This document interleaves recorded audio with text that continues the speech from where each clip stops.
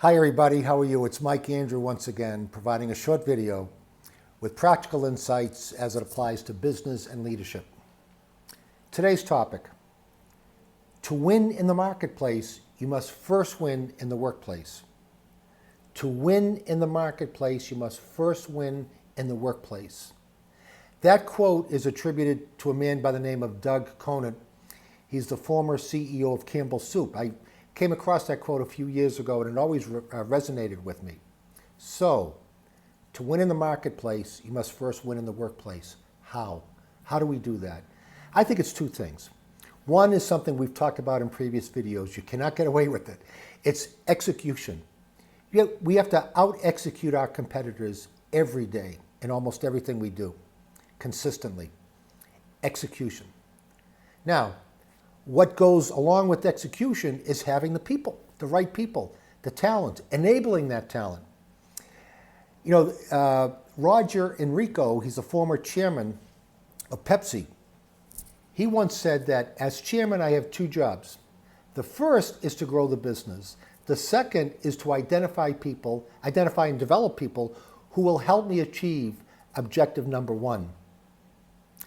And from the book Execution by Ram Charan and Larry Bossidy, there's a statement in there that says, at the end of the day, you bet on people, not strategies. So, to win in the marketplace, you must first win in the workplace. How? Out-execute your competitors. And how do you do that? You've got to enable the talent in your organization. As Roger Enrico said, his two objectives: one is to grow the business, two is identify and develop the people who will help him achieve objective number one. Now, let me take this a step further. I believe that there's a very strong correlation between effective talent management and shareholder value. Correlation between talent management and shareholder value. Talent management to me is not just a nice thing to do. I think it's a must because it is correlated to shareholder value. Here's how. Years ago, when the marketplace was determining the market value of a company, they would immediately go to the balance sheet and look at all the assets. And all those assets on the balance sheet are basically tangible assets: cash, receivables, inventory, property, plant, and equipment. So you add up all your assets and you subtract from that all your debt or liabilities. And what's left over is your net worth or your equity. Today, according to many organizations, including Investopedia, Accenture, Merrill Lynch, and many others, Merrill Lynch says that tangible assets on a balance sheet only account up to 15% of the marketplace value of a company. 15%. So where's the other 85% that determines the market value of the company?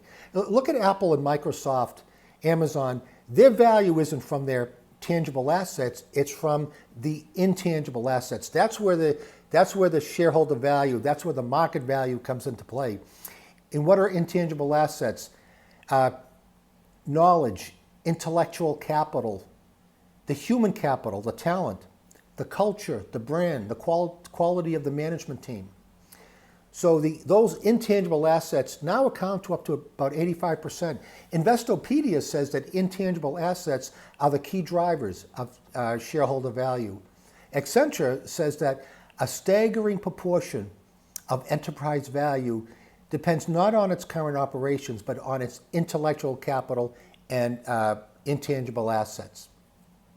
So, enabling talent, developing talent, that's the whole purpose of talent management. Now I think we have to take it a step. Oh, by the way, Goldman Sachs said, when they look at investing in companies, they look at 5 things, one of which is the quality of the talent and management.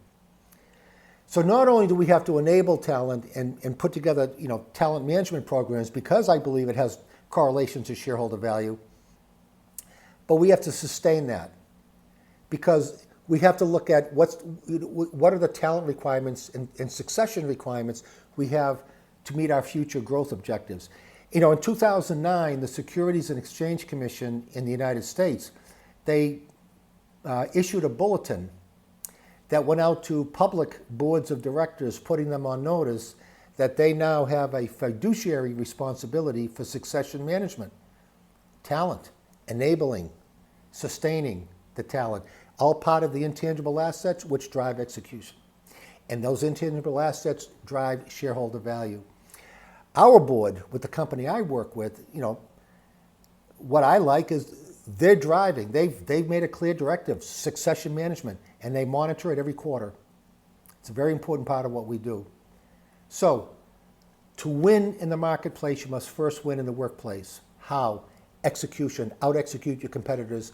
How do you do that? One part is enabling your talent, because there's a direct correlation when you enable talent, and that's all part of the intangible assets, the intellectual capital, human capital, and so forth.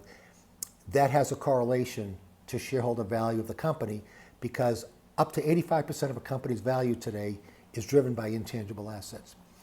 I hope that made sense. I hope that was practical enough. By the way, I have a YouTube channel. If you just go on YouTube and type in Michael F. Andrew, you'll see my list of videos. Again, feel free to thumbs up if you wish. Feel free to comment. I respond to as many of the comments as I can, and I really appreciate your interest. Thank you again, and we'll see you next time.